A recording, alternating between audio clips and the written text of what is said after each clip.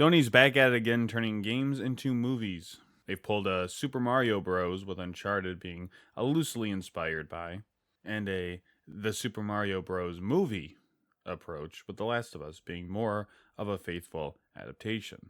But now they're pulling a Battleship, disregarding any story to make their own. And I know what you're thinking. Battleship, the board game? How do you disregard a story for a game that doesn't even have one? The short answer, you can't. The long answer is, where are the aliens, Hasbro?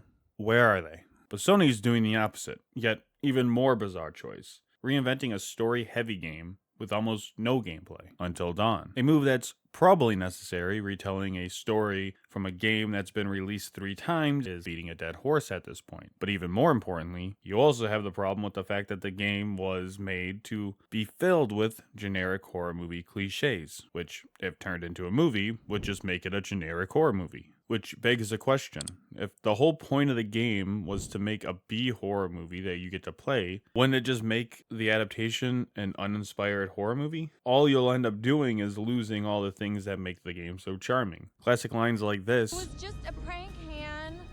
Awkward pauses between dialogues.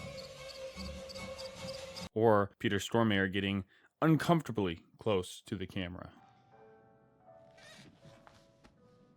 So why even try in the first place, regardless of if it's a retelling or a completely new story? My fear is that the new movie was just a completely different idea, pitched as Cabin in the Woods meets Groundhog's Day. They got a fresh coat of paint slapped on it and a popular name to make it sell more. But then again, that's what they did for 10 Cloverfield Lane, and that movie's great, so who knows?